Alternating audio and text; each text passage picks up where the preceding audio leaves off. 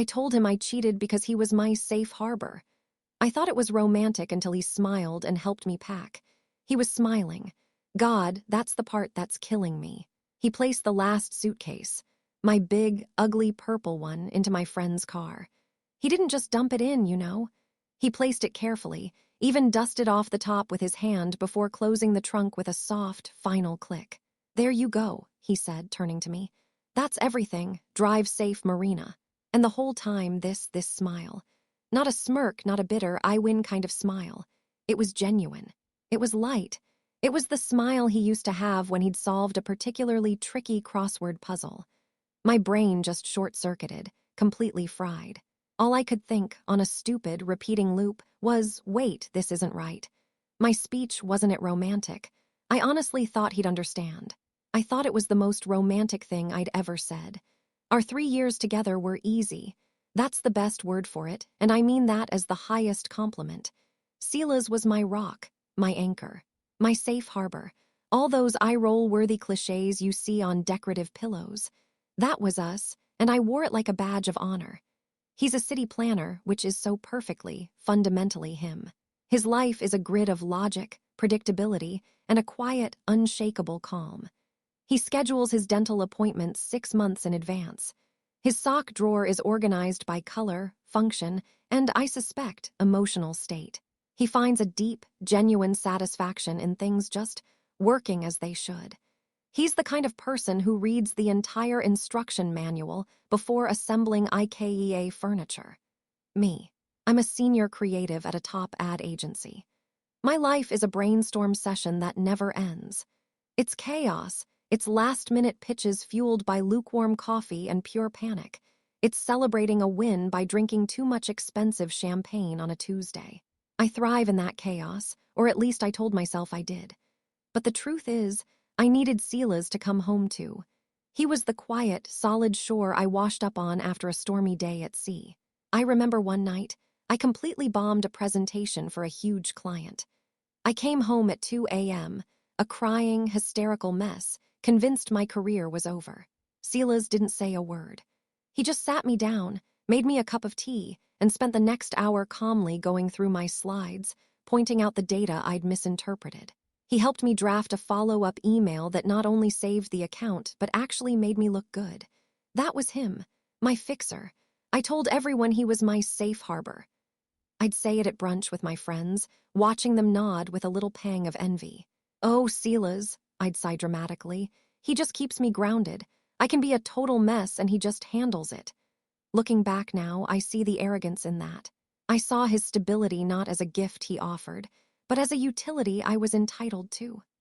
A feature of the landscape, like a mountain that's always been there and always will be. It never, ever occurred to me that a mountain could get tired of the weather and decide to crumble. I should have known. God, I really, really should have. There was this one time, maybe a year ago, we were having a lazy Sunday, watching some critically acclaimed indie movie I'd picked. It was about a marriage slowly falling apart. I was half scrolling through my phone, but Sila's was completely absorbed. There's a scene where the wife finds a hotel receipt in her husband's coat, and I saw Sila's physically tense up beside me on the couch. When the credits rolled, he was quiet for a long time. Then he turned to me, his face more serious than I'd ever seen it. "You know," he said, his voice low, "my parents' marriage ended just like that. Not the receipt, but the lying." I put my phone down. My dad never told my mom. She found out from a concerned friend years after his affair had ended. He told her it didn't mean anything, that it was just a mistake. But it meant everything. It retroactively turned their entire life together into a lie. She'd brag to her friends about what a dedicated husband he was, while he was somewhere else. It didn't just break her heart, Marina. It broke her reality. He looked right at me then, and his eyes were so clear, so piercingly direct. I could never, ever be with someone I couldn't trust. It's the one thing, the one line. For me, there's no coming back from it. It's not about the mistake itself. It's about turning our shared life into a performance. And what did I do? I just saw his pain as something to be managed. I gave him a comforting squeeze on the knee. "Oh, babe, that's awful.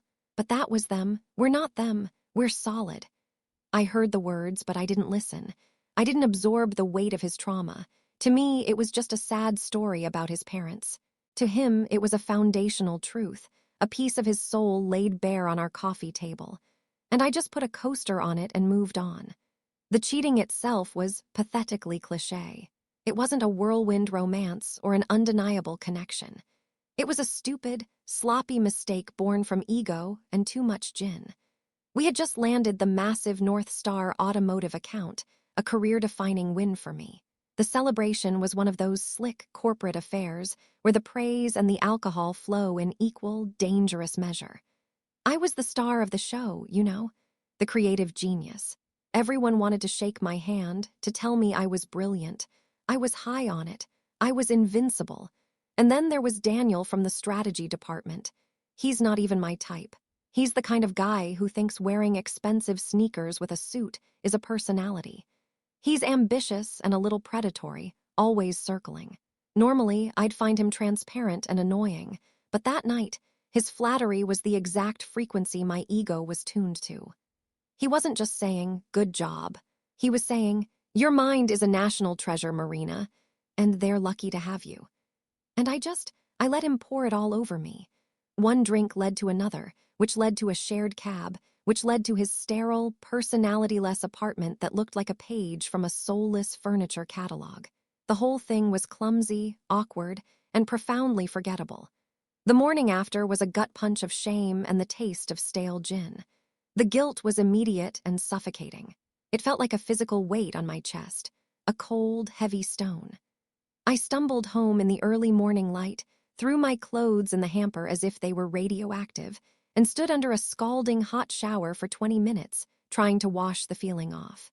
I knew I had to tell Silas. There was no question about that, but here's the twisted part. In the days that followed, as the initial shock wore off, something else started to creep in. A different narrative began to form in my head, a little voice that was far more seductive than the guilt. My core flaw, my cognitive arrogance, kicked into high gear. I couldn't just be a person who made a stupid, selfish mistake. No, that was too simple, too common. My mistake had to have a deeper, more profound meaning. I started to build this theory. A grand, romantic justification for my screw-up. It wasn't just a mistake, it was a testament to our love. I was a complex literary character, not a common cheat. I actually started workshopping the idea in my head during my commute. It wasn't a betrayal, I'd think. It was an exploration of boundaries, made possible only by the strength of our core connection. It sounds insane now, but at the time, it felt like a revelation. I convinced myself that this confession wasn't about seeking forgiveness for a transgression, but about offering him a deeper understanding of my complex emotional landscape. I was going to give him the ultimate compliment, a tribute to the unshakable foundation he had built for us. By the time I decided to tell him, I genuinely believed my own bullshit. I felt noble. I chose a Friday night. I wanted the setting to be perfect. I stopped by the fancy Italian deli and bought fresh pasta and the expensive pesto he loves. I lit a few candles. I was setting the stage for an intimate, soul-bearing moment, a scene from a movie where the difficult truth leads to a deeper love. We were sitting on the couch after dinner, the plates cleared away, a comfortable silence between us. I took his hand. It felt so warm and familiar in mine, the hand of the man I was about to honor with my twisted logic. "Silas," I began, my voice filled with the practiced, gentle gravity I had rehearsed. "I have something to tell you, and it's hard, but I need you to hear the whole thing before you react." He turned to me, his expression open and trusting. It should have stopped me, but it didn't. I messed up. A few nights ago, after the North Star party, I slept with someone from work. I saw a flicker of something in his eyes, a tiny, sharp intake of breath, a tightening around his mouth. But I plowed on before he could process it, before he could say a word. This was the important part. "But you have to understand why," I said, leaning in, my voice dropping to a conspiratorial, almost tender whisper. "It's because of you. It's because you are so solid, so completely and utterly my safe harbor. You've built this world for us that is so secure, so unshakable, that I felt I had the freedom to be chaotic, to explore my own messiness, even to make a terrible mistake, knowing you were here, knowing we were safe." I gave his hand a squeeze, trying to infuse my words with sincerity. Don't you see? It wasn't about him. It was about us. It was the ultimate act of trust in our bond. I only felt safe enough to get lost because I knew I had you to come home to. I finished, my heart pounding. I was actually proud of myself. I had taken something ugly and shameful and spun it into a beautiful, complicated tribute. I looked at him, my eyes wide, fully expecting him to pull me into his arms, maybe even shed a tear at the profound, messy beauty of our love. I was waiting for the hug. I was waiting for him to say, "Wow, Marina, that's a lot, but I understand." His reaction was nothing like what I had scripted in my head. There was no shouting, no crying, no dramatic, heart-wrenching questions. There was just silence, a profound, unnerving silence that swallowed the entire room. He didn't pull his hand away, but it went limp in mine. He just sat there, looking at me, and the open, trusting expression he'd had moments before was gone.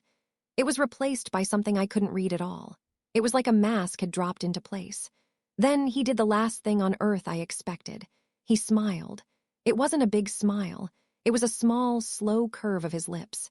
And it wasn't a happy smile. It was, I don't know what it was. Resigned, realized. It was the smile of someone who has just solved a puzzle they've been staring at for a very long time.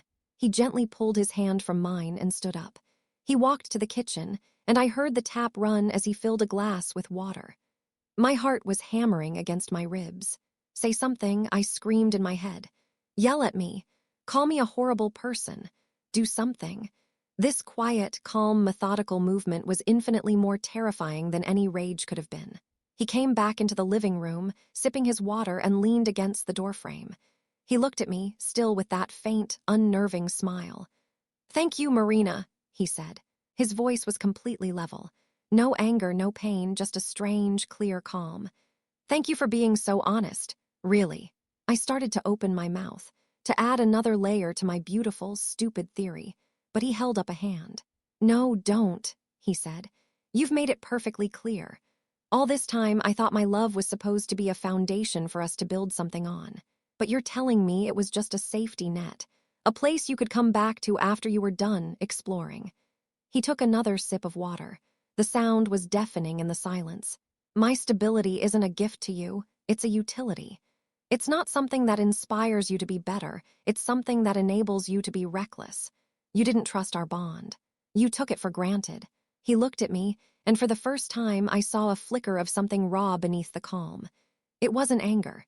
It was a deep, profound disappointment. "I think we're done here," he said, his voice as simple and final as if he were announcing the time. "You should probably pack your things, I'll help you." My brain just broke. "What, no? Silas, you're not listening. That's not what I meant." I scrambled off the couch, my voice finally cracking. "I meant it as a compliment.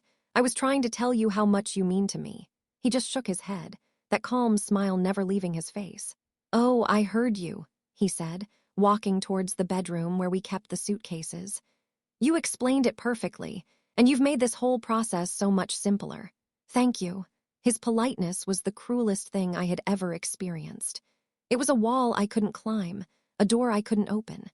Any hope I had of a dramatic, tearful reconciliation died right there. He wasn't fighting for us. He wasn't even angry with me. He was just done. He was letting go with a terrifying ease, and he was thanking me for giving him the reason. The drive to my friend Jen's apartment was a blur. I remember the streetlights smearing across my tear-soaked windshield. I remember the hollow feeling in my chest, a physical ache so intense I thought I might actually be having a heart attack. The whole scene at the apartment replayed in my head on a torturous loop. Silas methodically taking my clothes from the closet, folding them neatly, and placing them in the suitcase. His calm efficiency, his polite, helpful demeanor, and that smile. God, that goddamn smile. I practically fell through Jen's front door, a sobbing, incoherent mess. She sat me down, made me a cup of tea I couldn't drink, and listened as the whole story poured out of me. I told her everything, making sure to emphasize the most unbelievable parts. His total lack of emotion, his chillingly calm offer to help me pack, and the smile. And he just smiled, Jen. Like I'd just told him I'd bought the wrong kind of milk. He just ended us. 3 years gone in an instant with a smile. I was pacing her living room, fueled by a frantic mix of grief and indignation. I was building my case, you see. I was the victim of a cold, unfeeling robot. I was waiting for Jen to wrap me in a hug and say, "Oh my God, he's a monster. You dodged a bullet." I needed her to validate my side of the story, but she didn't. She just sat there on her couch, watching me with a look I couldn't quite decipher. It wasn't pity. It was something sharper. After I finally ran out of steam, collapsing onto her armchair, the silence in the room was heavy. "Marina," she said finally, her voice careful, "I need you to be honest with me. Did you really think that what you said to him was romantic?" "Yes," I cried, my voice cracking. It was. It was about how much I trusted him." Jen took a deep breath, the kind you take before you have to deliver bad news. "Okay, let me try and translate what you said from his perspective," she said, leaning forward. "What he heard wasn't 'I trust you so much.' What he heard was, 'Hey, Silas, your love and stability are so reliable that I consider them a permanent feature of my life, like running water or electricity. They're so guaranteed that I don't have to do anything to maintain them. In fact, I can go out, sleep with another man, and use your unwavering love as the excuse for why it was okay for me to do so. Your only value to me is as a human safety net." Her words hung in the air, sharp and precise. Each one felt like a small, painful slap. "He didn't smile at you because he's a cold-hearted monster, Marina," she continued, her voice softening slightly, but her eyes staying firm. "He smiled because, in that one single moment, you gave him the gift of absolute clarity. You didn't just confess to cheating. You confessed to the entire worldview behind it. You showed him exactly how you see him, and he realized he didn't want to be seen that way anymore. Honestly, the fact that he helped you pack instead of throwing your stuff out the window shows a level of restraint I don't think I'd be capable of." I just stared at her, my mouth hanging open. The narrative I had so carefully constructed. The one where I was the misunderstood romantic heroine, and he was the cruel, unfeeling villain, was shattering around me. For the first time, a tiny, horrifying sliver of doubt pierced through my self-serving fog. What if she was right? A few days later, reality hit in the form of a bureaucratic email. I had left my original birth certificate and social security card in the back of the filing cabinet in his home office. I needed them for a background check for a new project at work. My stomach twisted into a knot. The thought of having to see him, to talk to him, was terrifying. I sent him a stiff, formal text, my fingers trembling slightly. "Hi, Silas. I need to pick up some important documents from the office. Please let me know when would be a good time when you are not there." His reply came back almost instantly. "No problem. I'll be at work all day tomorrow, 9 to 6. The spare key is still under the loose brick by the planter. Let yourself in." Polite, efficient, cold. Walking up to the apartment door the next day felt like approaching a crime scene. My hands were shaking so much I could barely fit the key in the lock. The apartment was silent and unnaturally clean. All my little trinkets were gone from the shelves. My favorite throw blanket was missing from the couch. The stack of my magazines was gone from the coffee table. It was already his place, not ours. It was incredible how quickly he had erased me. I went straight to the office, my heart pounding. I just wanted to get in and get out. I pulled open the bottom drawer of the filing cabinet, the one where we kept all our important life stuff. My documents were right there in a neat little folder, but underneath them was something else. A sleek, dark blue velvet box. It wasn't mine. My breath caught in my throat. I knew I shouldn't, but my hands moved on their own. I lifted the lid. Inside, nestled on a bed of white satin, was a key. It wasn't a normal key. It was old-fashioned and ornate, the kind of key you see for a country house. Attached to it with a simple black ribbon was a small, cream-colored tag. Silas's neat, architectural handwriting was on it. "Our new front door, you goofball. Surprise for your birthday." The air left my lungs in a single, painful rush. My knees felt weak, and I had to grab the edge of the desk to steady myself. The house. We had driven out to the suburbs a few months ago on a whim, just for fun, and had passed an open house for a charming little blue cottage with a big oak tree in the front yard. I had gushed about it, saying things like, "Imagine having a garden, Silas. Imagine reading on that porch swing." I thought it was just a daydream. A fun little Sunday fantasy. I never for a second thought he had taken it seriously. He had gone back. He had made an offer. He had bought us a future I didn't even know was on the table. He wasn't just my safe harbor, sitting passively at the dock. He was out there, building us a new, better ship, planning a whole new voyage. And I had stayed behind, drilled a hole in the bottom of our boat and called it an act of love. It's been a month. I'm living in a small, characterless apartment that smells faintly of the previous tenant's cat. My life has become a closed loop of misery, a private, self-inflicted hell. I spend my nights oscillating between two equally agonizing states. First, there's the rage. I'll be scrolling through my phone, and a picture of us from a vacation last year will pop up in my memories. He looks so happy. I look so happy. And a hot, bitter anger will rise in my throat. I'll open the Notes app on my phone and start typing, my thumbs flying across the screen. How could you just throw it all away? 3 years, was it that easy for you? You didn't even fight, you just smiled. Who does that? You're a coward, Silas. A cold, heartless coward. I pour all my pain and confusion into these unsent manifestos, convincing myself that he is the one who was cruel, that his reaction was the real betrayal. But then, inevitably, the anger subsides, leaving a hollow space behind. And into that space floods the memory of the key. The little blue house. The future he was building while I was busy admiring my own complexity. The shame is a physical thing. It makes my skin crawl and my stomach churn. I'll delete the angry tirade and start a new note. I'm so sorry. I was an idiot. I was arrogant and selfish, and I broke the best thing in my life for no reason. I don't deserve you. I just wish I could take it back. I wish I could unring the bell. I type and delete and retype, the words blurring through my tears, crafting apologies he will never see. This is my life now. This endless, exhausting pendulum swing between blaming him and blaming myself. Yesterday, Jen sent me a text.